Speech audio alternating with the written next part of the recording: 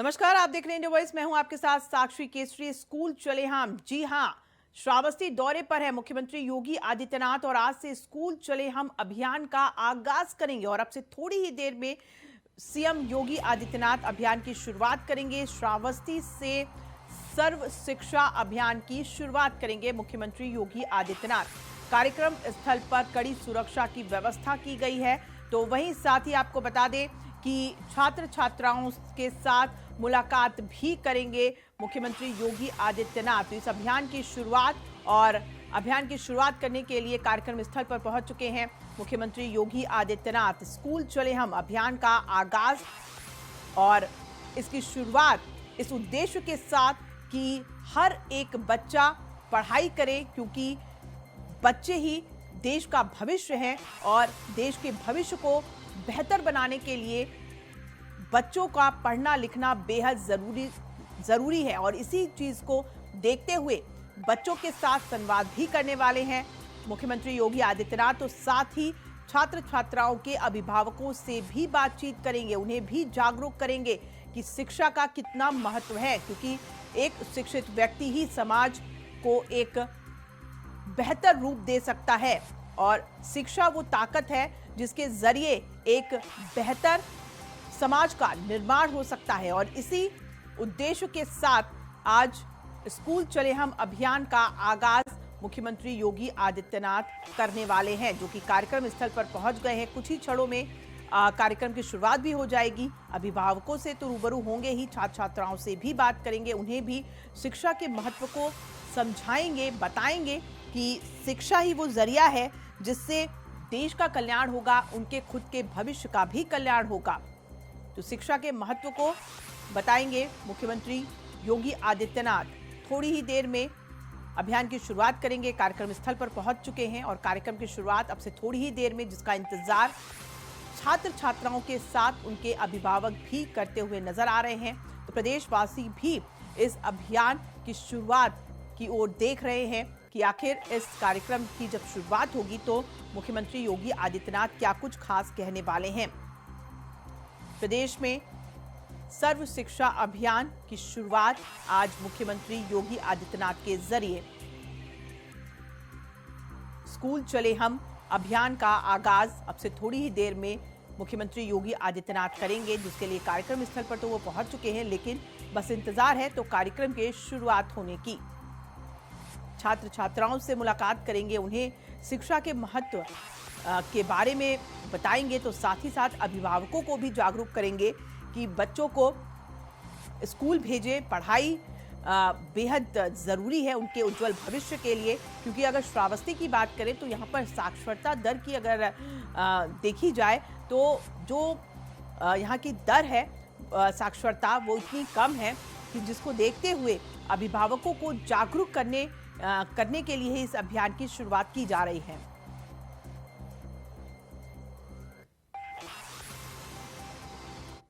तो चलिए अब सीधा रुख कर लेते हैं, क्योंकि मुख्यमंत्री योगी आदित्यनाथ कार्यक्रम स्थल पर मौजूद हैं और कार्यक्रम की शुरुआत अब से कुछ ही क्षणों में की जाएगी। मंच पर अभी आप देख रहे हैं मुख्यमंत्री योगी आदित्यनाथ को। श्रावस्ती से ये सीधी तस्वीर आपको दिखा रहे हैं। यहाँ पर स्कूल चले हम अभियान का आगाज करेंगे मुख्यमंत्री योगी आदित्यनाथ, जो कि मंच में उपस्थित हैं और मंच पर और भी उनके साथ अधिकारी भी मौजूद हैं और कुछ ही क्षणों में अब अभियान की शुरुआत की जाएगी, इस उद्देश्य के साथ कि शिक्षा का जो महत्व है उसको समझाया जाएगा मुख्यमंत्री योगी आदित्यनाथ के द्वारा। विभिन्न स्थानों पे हमारे साथ में जुड़े हुए सभी समस्त सम्मानित मंत्रीगण, सांसदगण, विधायकगण, सभी जनप्रतिनिधिगण, अधिकारीगण, हमारे साथ मंच पे उपस्थित माननीय विधायक श्री रामकिरण पांडे जी, श्री दद्दन मिश्रा जी, हमारे जिला पंचायत अध्यक्ष श्री दीपक कुमार जी, प्रमुख सचिव बेसिक शिक्षा श्री अनामिका सिंह जी, एवं आज इस प्रांगण में उपस्थित सभी हमारे प्यारे छोटे छोटे बच्चों, आप सभी का मैं अपने हृदय से वंदन करता हूं, अभिनंदन करता हूं और हृदय से सभी का स्वागत करता हूं।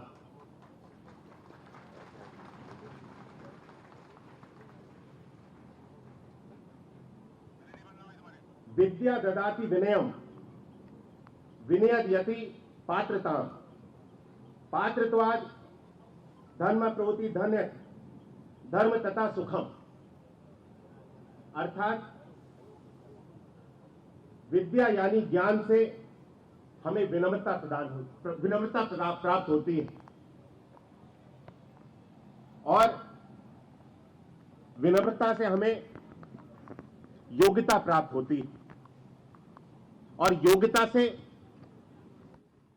हम धन को प्राप्त करते हैं और धन से हम धर्म के कार्य करते हैं जिससे हमको सुख की प्राप्ति होती है। अगर मैं शिक्षा का महत्व की बात करूं तो शिक्षा हमारे जीवन में उतनी ही महत्वपूर्ण है जितना हमारे जीवन में हमारे लिए श्वास लेना। हम अपने जीवन की कल्पना बगैर शिक्षा के नहीं कर सकते। इसीलिए आज हम सभी उत्तर प्रदेश के बच्चे बच्चे तक शिक्षा की मूलभूत सुविधा को पहुंचाने के लिए आज इस अभियान को प्रारंभ कर रहे हैं। माननीय मुख्यमंत्री जी के कर कमलों के द्वारा स्कूल चलो अभियान का आज से लेकर के 4 अप्रैल से लेकर के 30 अप्रैल तक इस अभियान को चलाया जाएगा। इस अभियान के माध्यम से हम सब जितने भी जनप्रतिनिधि हैं, जितने भी शिक्षकगण हैं, सभी गांव-गांव, घर-घर तक जाकर के जितने भी हमारे नौनिहाल इस शिक्षा व्यवस्था से अभी अछूते हैं, इस व्यवस्था से उनको जोड़ने का कार्य करेंगे। क्योंकि हर एक बच्चे का हक है कि उसको बेहतर से बेहतर शिक्षा मिले और आज हमारी सरकार पिछले 5 वर्ष के कार्यकाल में जहां हमने देखा 2017 से पहले की अगर मैं बात करूं तो उस 5 वर्ष के कार्यकाल में 2012 से 17 तक जो हमारे परिषदीय विद्यालय थे उनमें छात्रों की संख्या में लगातार गिरावट थी। 21 लाख छात्र 5 वर्ष में गिरावट आई। और अगर 2017 से 2022 की मैं बात करूं तो माननीय मुख्यमंत्री जी के नेतृत्व में उनसे प्रेरणा लेते हुए इस विभाग ने बच्चों के लिए बेहतर सुविधा मुहैया कराने का कार्य किया। जहां बच्चे मूलभूत सुविधाओं के अभाव के कारण विद्यालयों को छोड़ रहे थे, वहीं 5 वर्षों में 22 लाख छात्रों ने 2017 से 22 तक हमारे परिषदीय विद्यालयों के माध्यम से शिक्षा व्यवस्था से जुड़ने का कार्य किया। आज इस जो ग्राफ नीचे की तरफ गिर चला था, इसको हम ऊपर की दिशा में लेकर के जाने की आज हम सब लोग सफल हुए। इसीलिए हम सब एक बार फिर से जहां 2 वर्ष के कार्यकाल में कोरोना के काल में सभी जितने भी परिषदीय विद्यालय थे, पठन पाठन का कार्य ऑनलाइन शिक्षा के माध्यम से चल रहा था, आज फिर से सभी परिषदीय विद्यालय खुल चुके हैं और इस अभियान के माध्यम से आज हम सब पूरे प्रदेश भर में एक नई ऊर्जा के साथ अपने शिक्षा विभाग को एक नई ऊंचाइयों तक लेकर के जाने के लिए कृत संकल्पित। जैसा कि हम सब जानते हैं कि हमारी सरकार में पिछले 5 वर्षों में हर एक बच्चे तक स्कूल में जूते, मोजे, कॉपी, किताब, बुक्स, हर एक व्यवस्था निःशुल्क मुहैया कराने का कार्य किया गया। डीबीटी के माध्यम से हमारे जितने भी अभिभावक हैं उनके खाते तक पैसों को पहुंचाने का कार्य किया गया। पूरी पारदर्शिता के साथ आज हमारी सरकार हर एक वर्ग, हर एक समाज कि बच्चे तक बेहतर से बेहतर शिक्षा पहुंचाने के लिए कृत संकल्पित।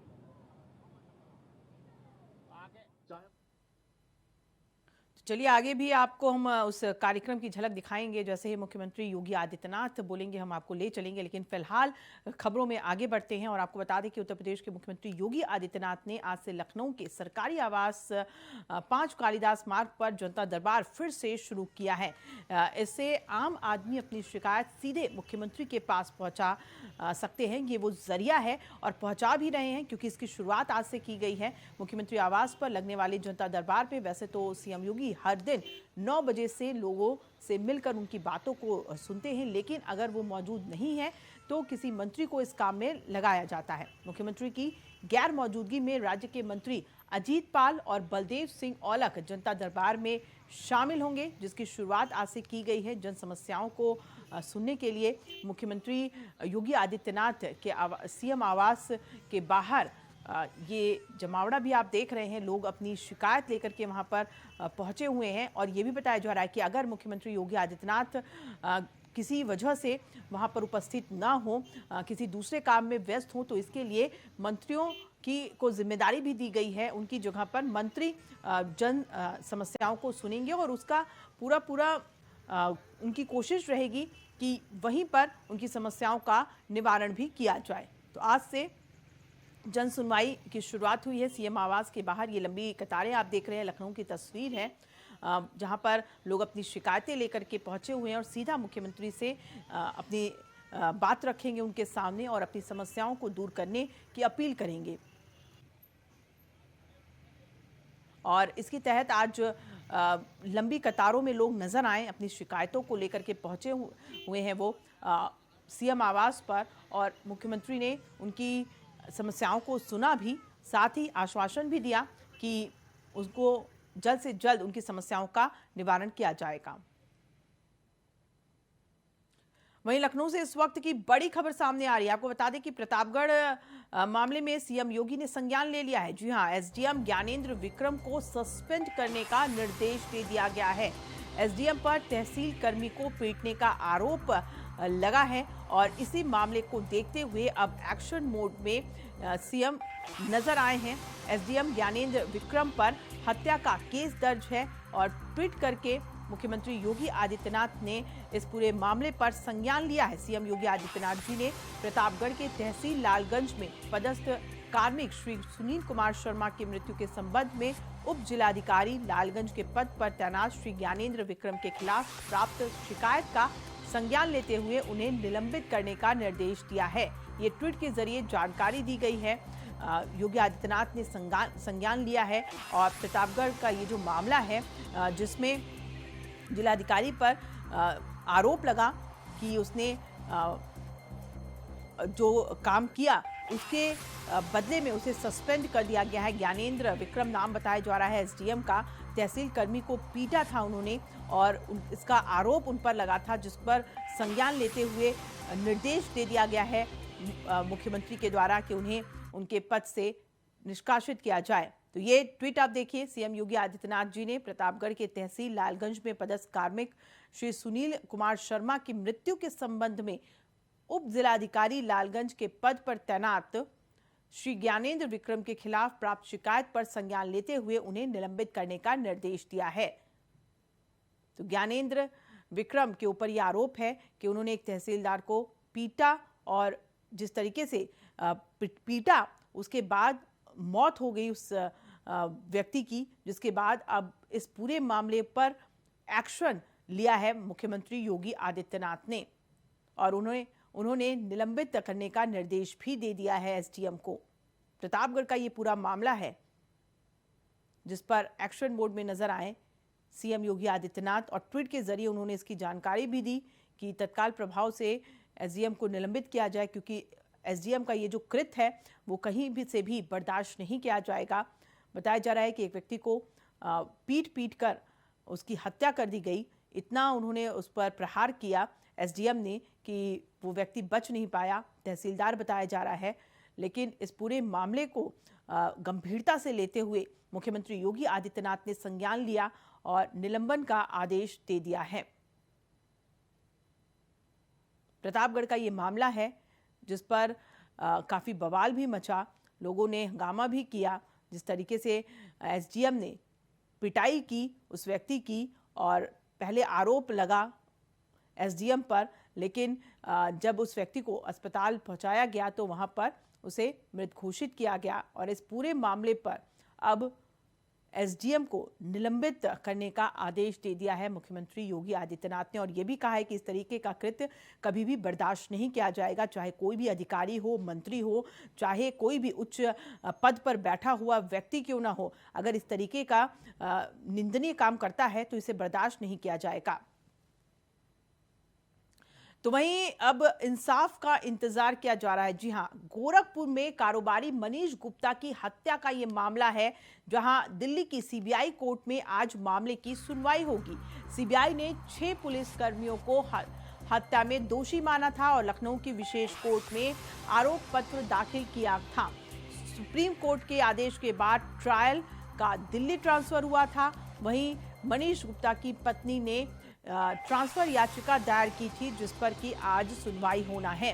मनीष हत्याकांड मामला जो कि एक हाई प्रोफाइल मामला रहा है और लखनऊ की विशेष कोर्ट में आरोप पत्र दाखिल किया गया था। इस पूरे मामले को लेकर के कारोबारी थे मनीष गुप्ता, लेकिन जिनकी हत्या संदिग्ध परिस्थितियों में उनके शव को पाया गया और अब इस पूरे मामले को लेकर के जिस तरीके से जांच चल रही है, कुछ खास अभी खुलासा तो नहीं हो पाया है, लेकिन मनीष की पत्नी की अगर बात करें तो उन्होंने ट्रांसफर याचिका दायर की थी, क्योंकि ये पूरा मामला जो है दिल्ली में चल रहा था। तो ये हम आपको बता रहे हैं कि मनीष गुप्ता हत्याकांड से जुड़ी ये कुछ खास बातें। सीबीआई ने 6 पुलिसकर्मियों को हत्या में दोषी माना था। ये उस वक्त की बात है जब पुलिसकर्मियों पर यह आरोप है कि उन्होंने मनीष गुप्ता को पीटा और पीट कर उनकी हत्या कर दी। सुप्रीम कोर्ट के आदेश के बाद ट्रायल का ट्रांसफर दिल्ली हुआ था और मनीष की पत्नी ने ट्रांसफर याचिका दायर की थी, क्योंकि दिक्कत हो रही थी उन्हें बार बार। जब ये इस केस पे कुछ भी सुनवाई होती थी तो उन्हें एक जगह से दूसरी जगह जाना पड़ रहा था, जिसकी वजह से उन्होंने ट्रांसफर याचिका दायर की थी। अधिकारियों की मौजूदगी में घर पर बुलडोजर भी उनके चलाया गया था मनीष गुप्ता के, और जब मनीष गुप्ता का शव प्राप्त हुआ तो ये पाया गया कि कहीं ना कहीं पुलिसकर्मियों की ये लापरवाही भी रही है और पुलिसकर्मियों का ही एक कृत्य रहा है कि संदिग्ध हालत में मनीष गुप्ता का शव बरामद हुआ। हालांकि अभी भी जांच इस पर जारी है और अब इस पर आज सुनवाई होनी है। हाई प्रोफाइल केस ये बन गया। मनीष गुप्ता कानपुर के कारोबारी, जो कि एक जाने माने व्यापारी के तौर पर जाने जाते थे, लेकिन एक होटल से उनका जब शव बरामद हुआ संदिग्ध हालत में तो कई सवाल उठे, पुलिसकर्मियों पर भी सवाल खड़े किए गए और इसी के तहत 6 पुलिसकर्मियों को दोषी ठहराया गया और आज इस पूरे मामले को लेकर के एक बार फिर से सुनवाई होनी है।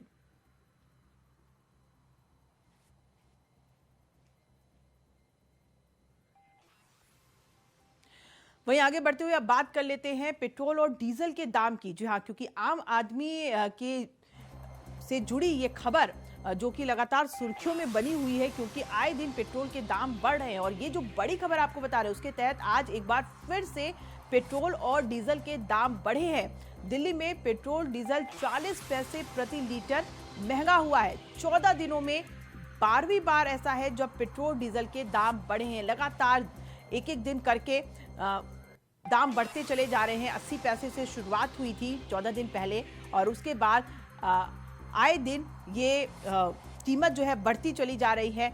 आम आदमी की चिंता बढ़ती जा रही है। साथ में दिल्ली में अगर पेट्रोल की कीमत की बात करें तो 103 रुपये 81 पैसे तक पहुंच गया है प्रति लीटर पेट्रोल का दाम। तो वहीं डीजल की बात करें तो 95 रुपये 7 पैसे प्रति लीटर डीजल का दाम हो गया है। तो दिन प्रतिदिन लगातार दाम बढ़ते जा रहे हैं। पिछले 14 दिनों की बात करें तो ये 12वीं बार है जब पेट्रोल डीजल के दाम बढ़े हैं। आज 40 पैसे की और बढ़ोतरी हुई है और आम जनता कहीं ना कहीं परेशान है, क्योंकि ये सारा जो बोझ है उसकी जेब पर पड़ता हुआ नजर आ रहा है और लगातार 14 दिनों की बात करें तो ये 12वीं बार है जब पेट्रोल और डीजल के दाम बढ़े हैं। चलिए खबरों में आगे बढ़ते हैं। मुजफ्फरपुर में मतदान शुरू हो चुका है। मुजफ्फरपुर जिले के 17 जगहों पर मतदान हो रहा है। 6048 जनप्रतिनिधि शामिल होंगे इस मतदान में। मतदान को लेकर के पुलिस प्रशासन पूरी तरह से तैनात है। बाहरी लोगों को आने पर पूरी तरीके से प्रतिबंध लगा दिया गया है। जिले के 17 जगहों पर मतदान जारी है। पुलिस प्रशासन पूरी तरीके से तैनात है।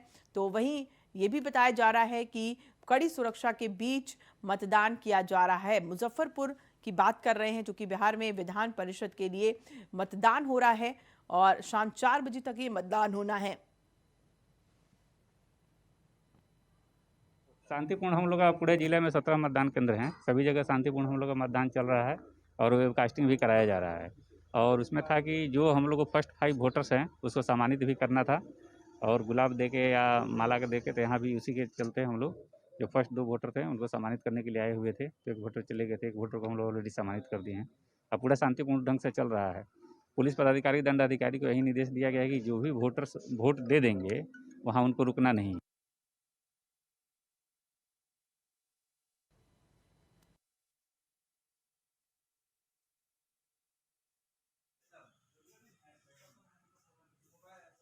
लेकर के मतदान जारी है बिहार के जिलों में। और जिले के अगर मुजफ्फरपुर की बात करें तो यहाँ 17 जगहों पर मतदान केंद्र बनाए गए हैं, जहाँ पर मतदान हो रहे हैं। शाम 4 बजे तक मतदान होना है और कड़ी सुरक्षा के बीच फिलहाल शांतिपूर्ण तरीके से मतदान जारी है।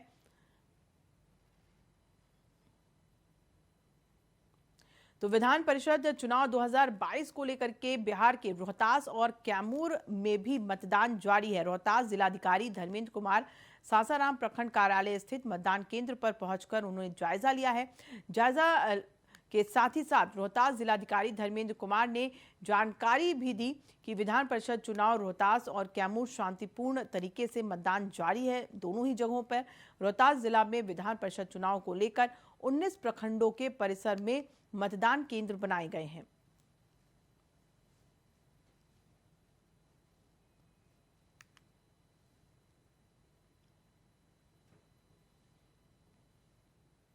तो 19 प्रखंडों के परिसर में मतदान केंद्र बनाए गए हैं। फिलहाल शांतिपूर्ण तरीके से मतदान जारी है। रोहतास की ये तस्वीर आप देख रहे हैं, जहां पर आपको सुरक्षा की दृष्टि से पुलिस भी तैनात वहां पर नजर आ रही है मतदान केंद्र पर।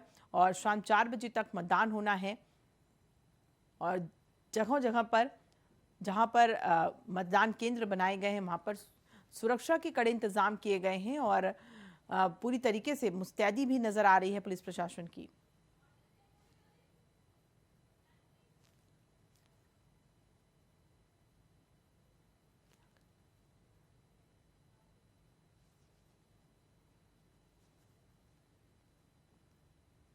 तो चलिए अब सीधा रुख कर लेते हैं श्रावस्ती का, जहां पर मुख्यमंत्री योगी आदित्यनाथ मौजूद हैं। और ये देखिए कार्यक्रम की शुरुआत भी हो गई है। स्कूल चले हम अभियान का आगाज बच्चों से मुलाकात कर रहे हैं। ये छोटे बच्चे हैं जिन्हें प्रोत्साहित करते हुए मुख्यमंत्री योगी आदित्यनाथ नजर आ रहे हैं मंच पर। छोटे बच्चे हैं जिन्हें देखिए गिफ्ट भी दे रहे हैं, तो उनसे बात भी कर रहे हैं। शिक्षा के महत्व को बताते हुए उन्हें गिफ्ट के साथ साथ मंत्र भी दे रहे हैं कि उन्हें अपनी पढ़ाई पर फोकस करना होगा। छोटे बच्चे हैं जो कि वाकई में कल देश के आने वाले भविष्य हैं और नींव जब मजबूत होती है तो एक बेहतर भविष्य की कल्पना भी की जा सकती है और बेहतर भविष्य बनाया भी जा सकता है। इसीलिए छोटे बच्चों से ये शुरुआत की गई है। स्कूल चले हम अभियान का आगाज हो चुका है। मुख्यमंत्री योगी आदित्यनाथ बच्चों से मुलाकात कर रहे हैं, उन्हें गिफ्ट्स भी दे रहे हैं। ये सीधी तस्वीर आप श्रावस्ती से देख रहे हैं। तो देखिए बच्चों से बात भी कर रहे हैं, उन्हें टिप्स भी एक तरीके से कह सकते हैं दे रहे हैं कि उन्हें अपनी पढ़ाई पर किस तरीके से फोकस करना है। और पहले छोटे बच्चे नज़र आए थे, अब थोड़े बड़े बच्चे नज़र आ रहे हैं। 5th 6th क्लास के बच्चे नज़र आ रहे हैं मंच पर। उनसे मुलाकात करते हुए मुख्यमंत्री योगी आदित्यनाथ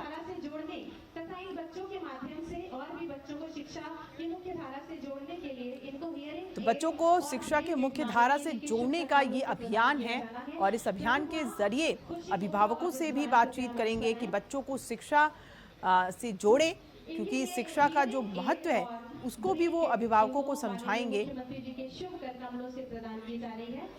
ये दिव्यांग बच्चे जिनको की शिक्षा की मुख्य धारा से जोड़ने, देखिए दिव्यांग बच्चों से भी वो मुलाकात कर रहे हैं मुख्यमंत्री योगी आदित्यनाथ। उन्हें शिक्षा के मुख्य धारा से जोड़ने के लिए उनसे भी उन्होंने संवाद किया और उन्हें भी गिफ्ट दिया।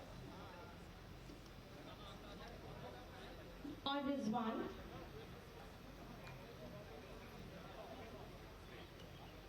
इसके बाद श्री अमरनाथ सिंह जी को, जो कि प्रधान शिक्षक है संविलियन विद्यालय जमुना को मंच पर आमंत्रित करूंगी।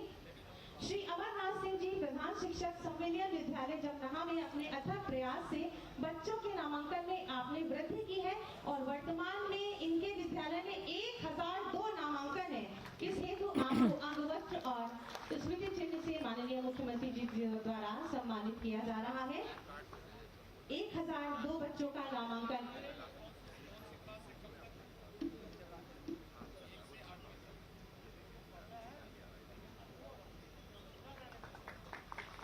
आपको बहुत बहुत शुभकामनाएं और बधाई।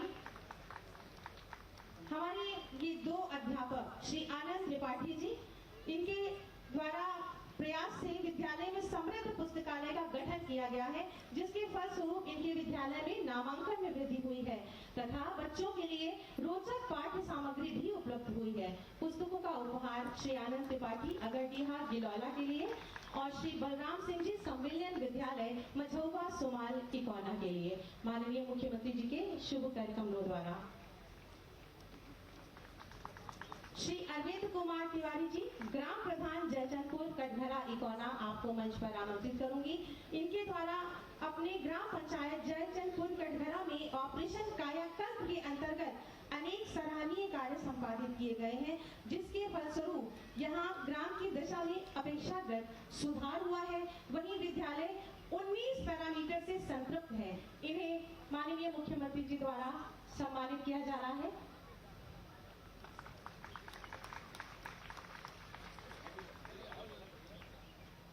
एक स्मृति चिन्ह और आप सभी की जोरदार तालियां। बहुत बहुत आभार और धन्यवाद माननीय। स्कूल चलो अभियान पर आधारित एक लघु फिल्म हम सबके समक्ष है। माननीय से निवेदन करूंगी कि कृपया एक दृष्टि डाल हमें अनुग्रहित करें।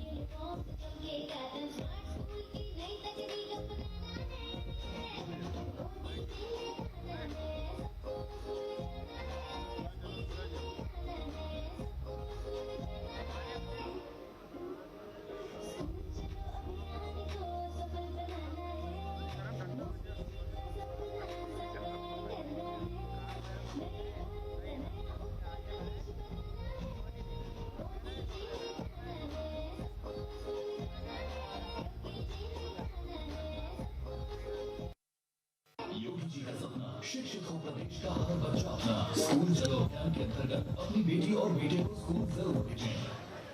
बहुत बहुत धन्यवाद।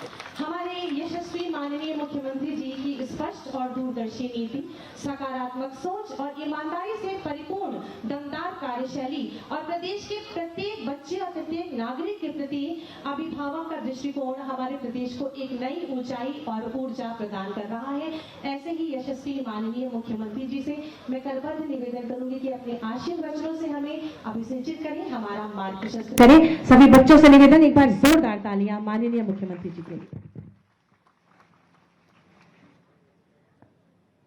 स्कूल चलो अभियान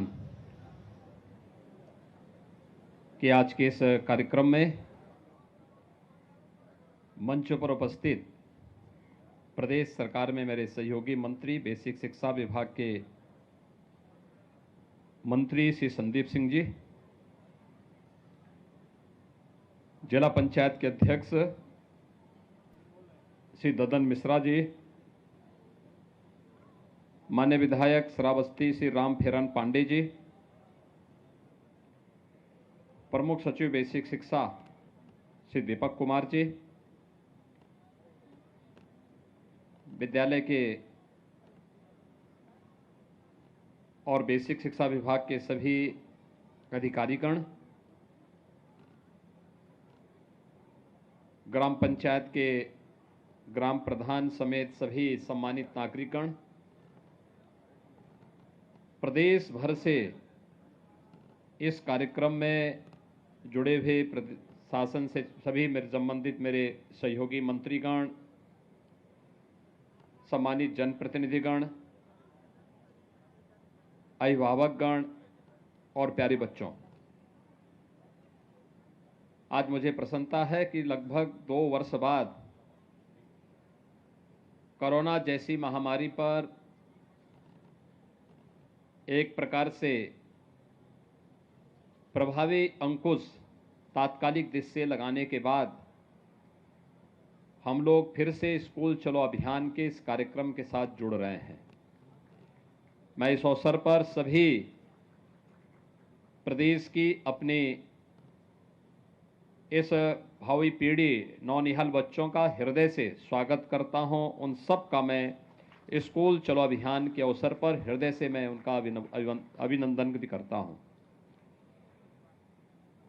हम सब ने विगत 2 वर्ष इस सदी की सबसे बड़ी महामारी कोरोना का सामना करते हुए व्यतीत किए।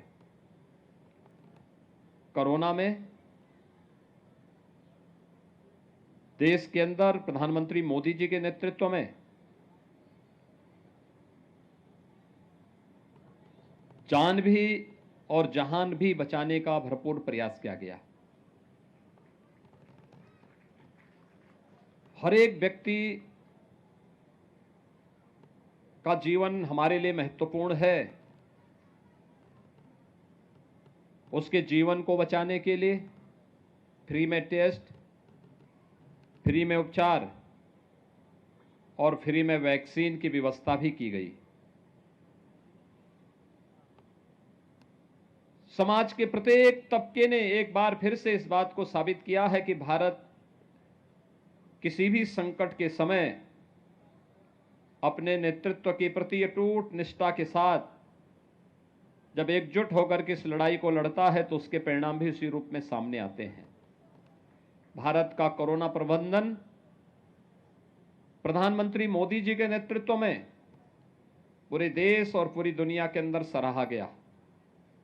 कारण है क्योंकि पूरा भारत प्रधानमंत्री मोदी जी के नेतृत्व में कार्य कर रहा था और आज उसके परिणाम भी हम सबके सामने हैं।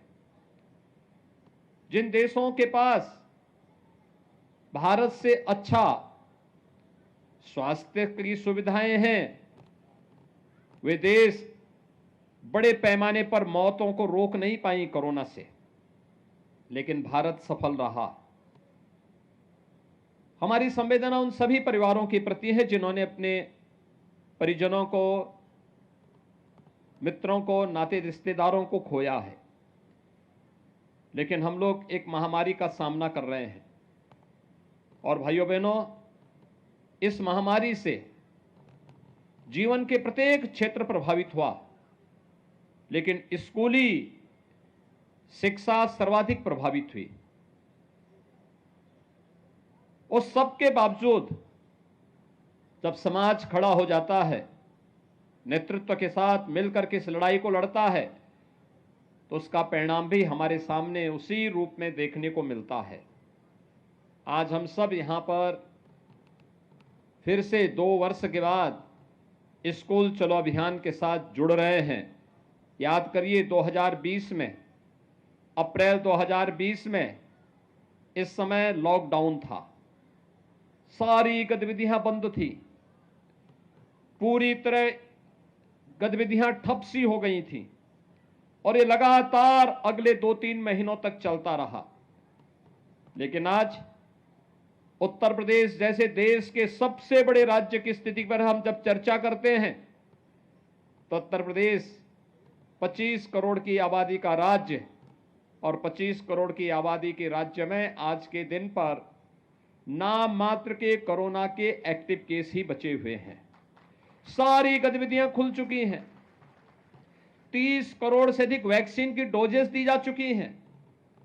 जिन लोगों के काम धंधे प्रभावित हुए, फ्री में राशन की व्यवस्था उनके लिए एक बार नहीं, डबल इंजन की सरकार है, महीने में 2 बार फ्री में राशन की व्यवस्था भी उनके लिए उपलब्ध करवाने की कार्रवाई हो रही है। प्रवासी कामगार और श्रमिकों के लिए रोजगार सृजन की कार्रवाई युद्ध स्तर पर आगे बढ़ रही है। और उन्हीं स्थितियों में कोरोना कालखंड में प्रधानमंत्री मोदी जी के नेतृत्व में तकनीक का भी प्रयोग किया गया। ऑनलाइन एजुकेशन को बढ़ावा देने के लिए कार्य प्रारंभ हुआ। आज प्रदेश सरकार स्नातक प्रास्नातक के सभी छात्र छात्राओं को टैबलेट और स्मार्टफोन वितरण करने की कार्रवाई युद्ध स्तर पर आगे बढ़ा रही है।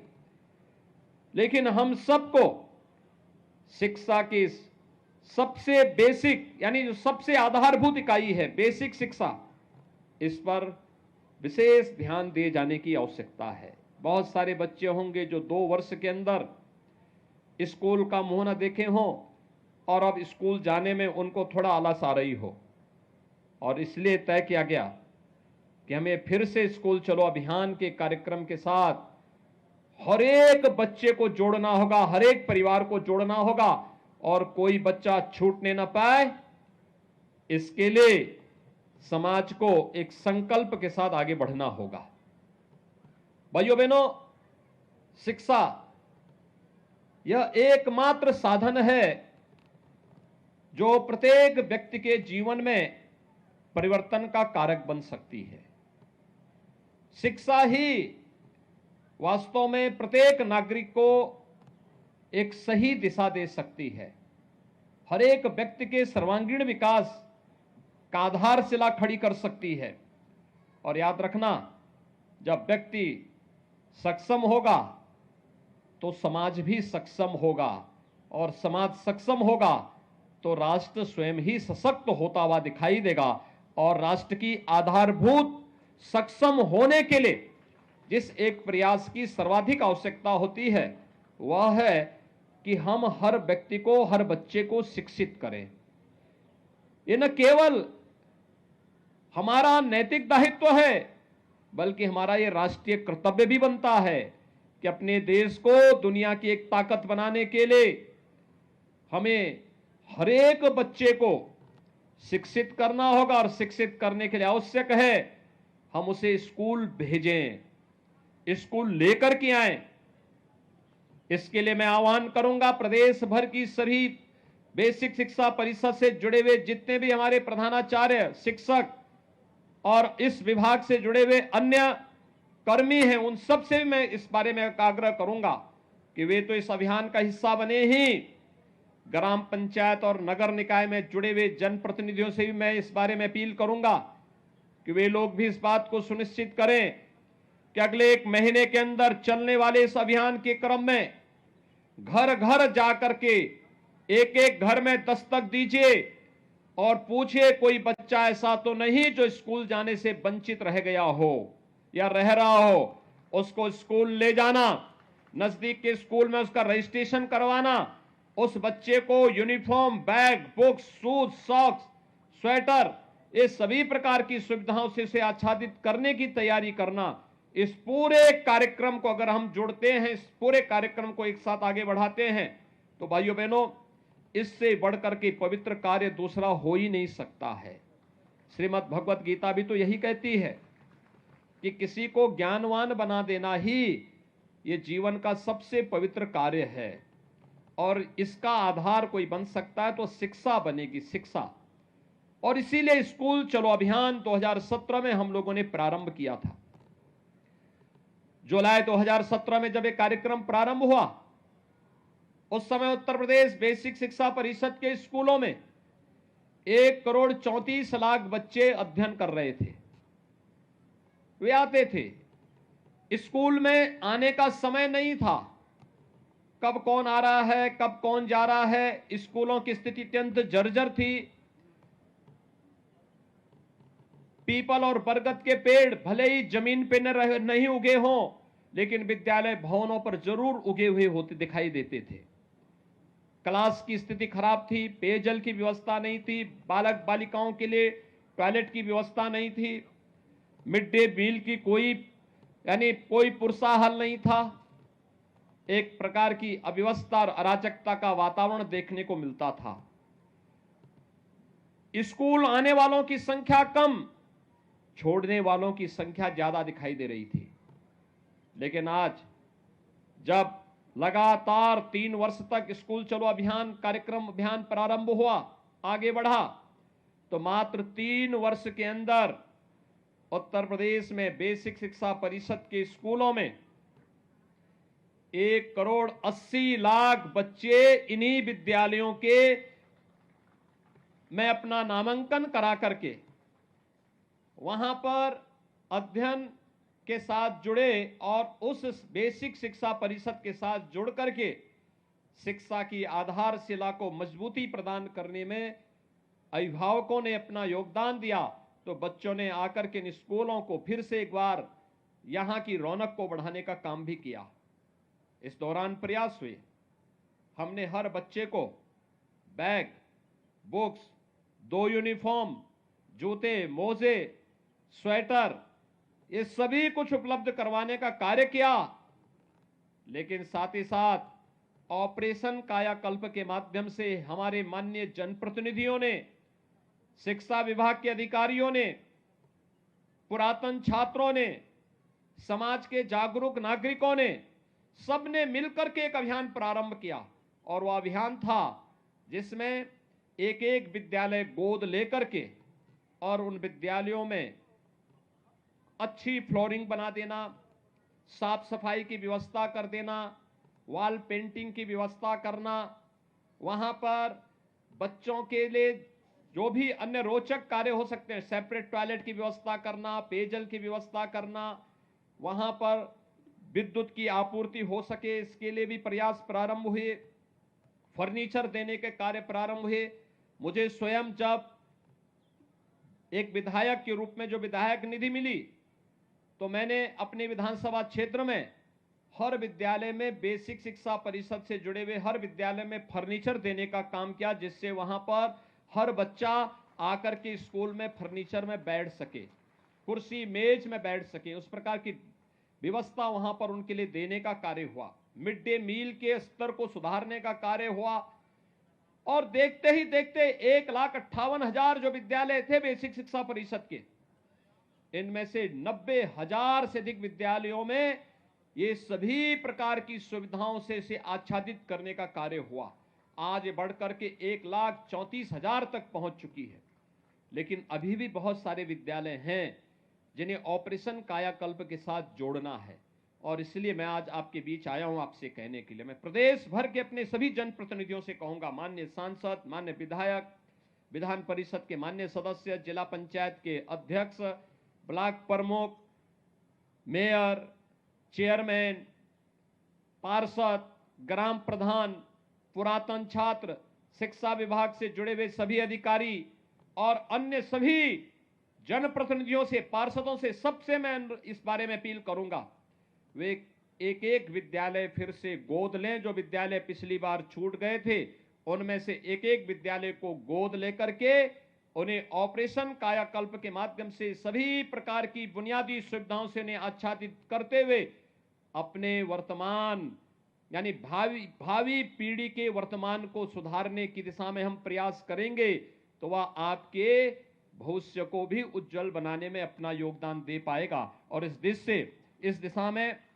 मैं अपील करूंगा कि एक एक विद्यालय गोद लेकर के इस कार्यक्रम को वे सभी लोग स्कूली शिक्षा के इस पवित्र कार्यक्रम के साथ जुड़े।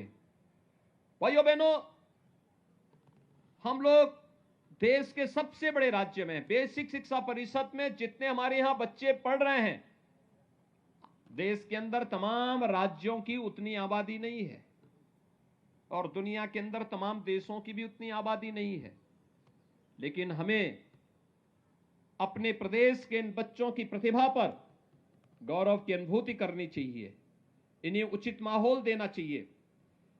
कोई स्मार्ट क्लास लगा सकता है, कोई इन बच्चों के लिए वहां पर फर्नीचर की व्यवस्था में योगदान दे सकता है, कोई लाइब्रेरी को बनाने में योगदान दे सकता है।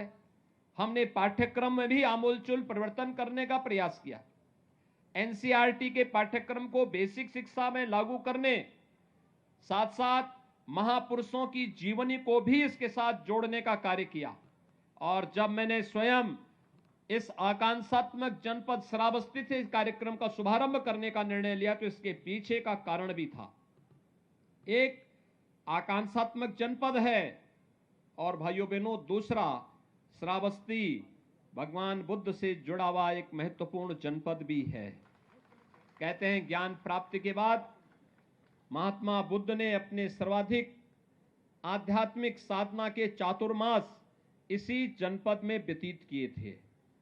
भगवान बुद्ध ने कहा था अप दीपो भव, यानी अपना दीपक स्वयं बनो और स्वयं ही हमें अपने आप को पहचानने की ताकत अर्जित करनी पड़ेगी।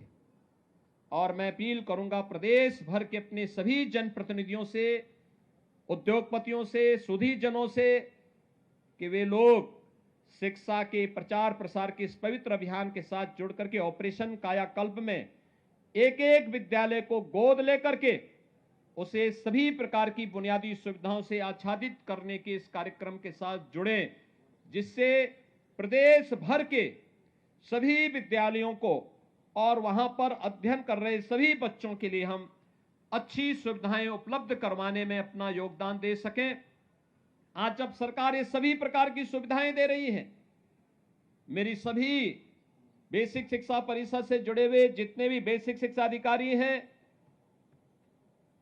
या फिर ब्लॉक स्तर पर शिक्षा विभाग के अधिकारी हैं, प्रधानाचार्य हैं, शिक्षक गण हैं, अन्य कर्मी हैं, इन सब से मेरा आग्रह होगा वे अब सुनिश्चित करें अब जब हम लोग यूनिफॉर्म के पैसे, बैग और बुक्स के पैसे, स्वेटर, जूते, मोजे के पैसे डीबीटी के माध्यम से उन बच्चों के अकाउंट में देने का कार्यक्रम, बच्चों और अभिभावकों के अकाउंट में देने का कार्य कर रहे हैं, तो हमारा एक प्रयास होना चाहिए, हम ये सुनिश्चित करें एक समय सीमा के अंदर सभी बच्चों के लिए निर्धारित uniform, bag, books, shoes, socks, sweater, ये जो भी आनी है, अभिभावक इसको खरीदने की कार्रवाई को भी आगे बढ़ा दे।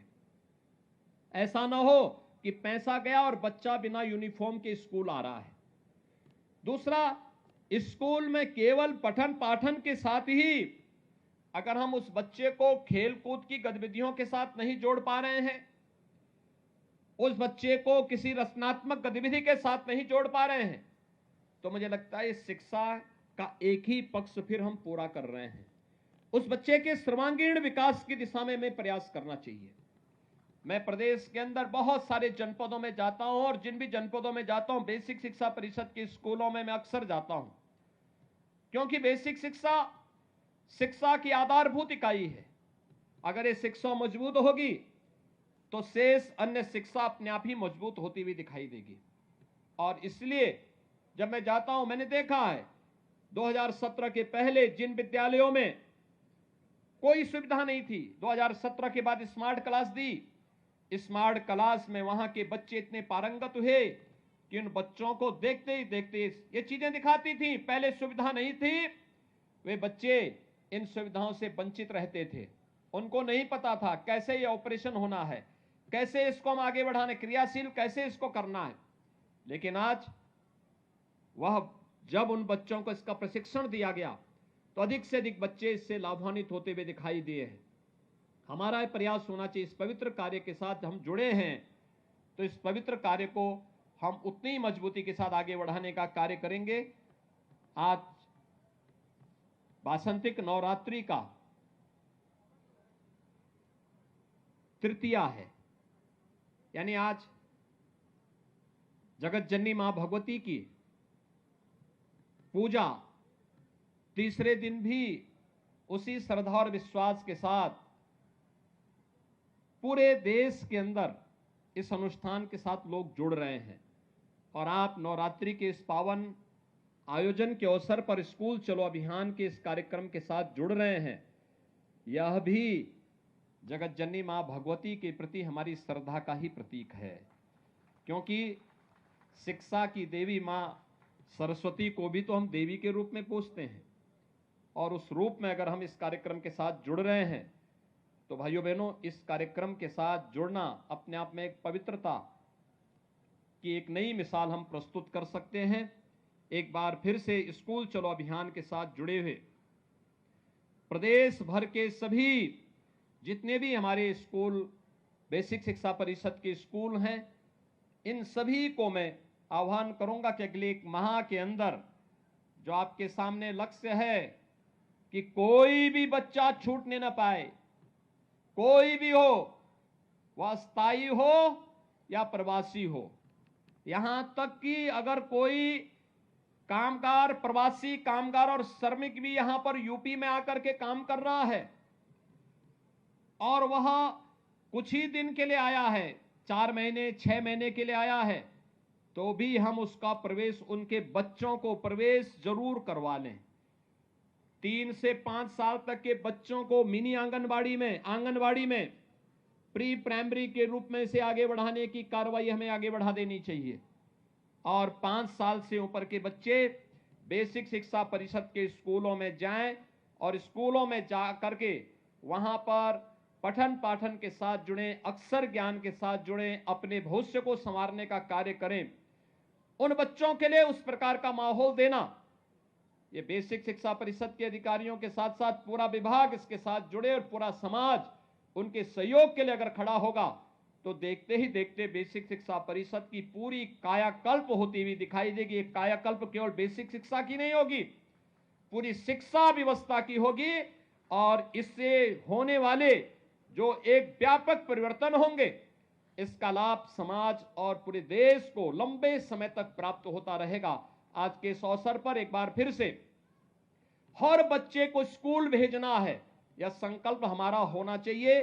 कोई बच्चा छूटने न पाए, यह संकल्प हमारा होना चाहिए। दूसरा, ऑपरेशन कायाकल्प में हर जनप्रतिनिधि एक एक विद्यालय गोद लेकर के इस पवित्र कार्य के साथ जुड़े, जिसमें उस विद्यालय, जो बचे हुए विद्यालय हैं, उन विद्यालयों में भी हम बुनियादी सुविधाएं उपलब्ध करवा सकें। उनकी फ्लोरिंग को ठीक करना, बालक बालिकाओं के लिए टॉयलेट बनाने की कार्रवाई अलग करना, बनाना, पेयजल की व्यवस्था उपलब्ध कराना, फर्नीचर की व्यवस्था, स्मार्ट क्लास, लाइब्रेरी और अन्य बुनियादी सुविधाएं भी हम वहां उपलब्ध करवाने का कार्य करें। सोलर पैनल की व्यवस्था हो, ये सभी चीजें अगर हम वहां उपलब्ध करवाते हैं तो आप देखेंगे कि बहुत जल्दी सभी विद्यालय न केवल उसके साथ आगे बढ़ेंगे बल्कि बेसिक शिक्षा परिषद का पूरा कायाकल्प होता हुआ दिखाई देगा, और यह लोगों के लिए व्यापक परिवर्तन का कारक बनेगा, जो प्रदेश के विकास को एक द्रुत गति से आगे बढ़ाने में सहायक होगा। और साथ साथ मेरा आह्वान होगा कि जो भी ये कार्यक्रम चल रहे हैं, इन कार्यक्रमों की नियमित समीक्षा, प्रधानाचार्य प्रतिदिन इसकी समीक्षा करे, कौन बच्चे आ रहे हैं, कौन नहीं आ रहे हैं। उन बच्चों की रिपोर्ट कार्ड से साल में कम से कम 3 से 4 बार अभिभावकों के साथ बैठक करना, उनके साथ संगोष्ठी करना, उनके साथ बैठक करना, 4 बार कम से कम उनके साथ बैठे। हर तीसरे महीने अभिभावकों के साथ एक बैठक जरूर हो। यह विद्यालय का जो समय है उसके बाद या उससे पहले आप करें, या रविवार के दिन करें। कक्षा का जो टीचर है, कम से कम कक्षाध्यापक सप्ताह में एक बार जिस ग्राम पंचायत में उन बच्चों को पढ़ा रहा है, उस ग्राम पंचायत में जाकर के एक एक अभिभावक के साथ जरूर बातचीत करें, बच्चे के बारे में सकारात्मक रूप से उसे आगे बढ़ाने के लिए प्रेरित करें, अभिभावक को प्रेरित और प्रोत्साहित करें। ये क्रम अगर आगे बढ़ेगा, आप देखेंगे कि आपको इसका यश भी प्राप्त होगा और आप यह न केवल बेसिक शिक्षा परिषद की प्रगति का आधार बनेगा, बल्कि आपके जीवन को भी यशस्वी बनाने में इसकी बड़ी भूमिका होगी। एक बार फिर से नियमित समीक्षा इस बात की भी कि डीबीटी के माध्यम से जिन बच्चों के अभिभावकों के अकाउंट में पैसा चला गया है, उसकी सूची लेकर के यह सुनिश्चित करना कि उन बच्चों के लिए यूनिफॉर्म समय पे बन जाए, बच्चे अपने निर्धारित यूनिफॉर्म में स्कूल आए, बैग बुक्स है, जूते मोजे हैं, सर्दियों में स्वेटर है, ये सभी उन बच्चों को उपलब्ध हो और समयबद्ध ढंग से इस कार्यक्रम को हम आगे बढ़ा सकेंगे। एक बार फिर से यहां पर बेसिक शिक्षा विभाग को अंतर विभागीय समन्वय के साथ आगे बढ़ने की कार्रवाई को और तेजी से आगे बढ़ाना होगा, जिसमें ग्राम्य विकास, पंचायती राज, नगर विकास, बाल विकास और पुष्टाहार, इन सभी विभागों को आगे बढ़ाना, एक साथ जोड़ना। यह अंतर विभागीय समन्वय में बड़ी ताकत है। हमारा प्रयास होना चाहिए हर विद्यालय के पास अपना खेल का मैदान हो, हर विद्यालय के पास अपनी रचनात्मक गतिविधि को आगे बढ़ाने के लिए उचित माहौल हो, हर विद्यालय के पास पेयजल की पेयजल की अपनी सुविधा हो, हर विद्यालय के पास अच्छा पाठ्यक्रम हो और समय समय पर शिक्षकों के रिफ्रेशर कोर्स भी होते रहें। समय के अनुरूप हम अपने आप को ढाल सकें, तकनीक से हम आच्छादित हो सकें। हमने प्रेरणा ऐप और दीक्षा ऐप बनाया था, उस ऐप के साथ जुड़ करके तकनीक का अधिकाधिक उपयोग करना। अगर भविष्य में कभी कोरोना जैसी कोई महामारी आती है तो उस समय भी हमारे स्कूली बच्चे कहीं भी शिक्षा से वंचित न होने पाए, ऑनलाइन एजुकेशन के लिए हम उनको तैयार कर सकें, हमारी स्मार्ट क्लासेस तैयार रहें, हम उनके स्मार्टफोन पर या उनके अभिभावक के उनके घर में जो एलईडी होगा या उनके घर में जो टेलीविजन होगा, उसके माध्यम से इस पाठ्यक्रम को घर घर तक पहुंचाने का कार्य कर सकें। हमें तकनीक को इतनी विकसित करनी होगी, इस दिशा में आगे बढ़ाने की आवश्यकता है। और मेरा विश्वास है एक बार अगर सामूहिक रूप से हम सब मिलकर के इस कार्यक्रम के साथ जुड़ जाएंगे, कोई कारण नहीं कि कार्य संभव न हो, हर कार्य संभव हो सकता है। उत्तर प्रदेश जैसे राज्य में इसको और भी मजबूती के साथ आगे बढ़ाया जा सकता है। मैं एक बार फिर से बेसिक शिक्षा परिषद को स्कूल चलो अभियान के कार्यक्रम को आगे बढ़ाने के लिए हृदय से बधाई देता हूं और विश्वास व्यक्त करता हूं कि शासकीय स्तर पर भी हर सप्ताह इसकी समीक्षा हो कि कितने बच्चे अपना नामांकन कराए हैं और कितने अभिभावकों के साथ संवाद का एक कार्यक्रम आगे बढ़ रहा है और हम मजबूती के साथ इस कार्यक्रम को सफलतापूर्वक आगे बढ़ाने का कार्य कर रहे हैं। मैं एक बार फिर से पूरे प्रदेश भर के सभी बच्चों को, जो नौनिहाल बच्चे हैं 1 से लेके 8वीं तक की क्लास में जिनका प्रवेश होना है, इन सभी बच्चों को आज मैं एक बार फिर से हृदय से स्कूल चलो अभियान के लिए हृदय से बधाई देता हूं। उन्हें नवरात्रि की हृदय से शुभकामनाएं देता हूं, उनके उज्जवल में भविष्य की कामना करता हूं और विश्वास व्यक्त करता हूं कि हम सब स्कूल जाकर के अच्छा पढ़ेंगे, अच्छा करने का प्रयास करेंगे, अच्छा नागरिक बनेंगे और देश को अपना सशक्त बनाने में अपना योगदान दे पाएंगे। एक बार फिर से मैं आप सबके प्रति नवरात्रि की और रामनवमी की हृदय से मंगलमय शुभकामनाएं देते हुए अपनी वाणी को यहीं पे विराम देता हूं। धन्यवाद। जय हिंद।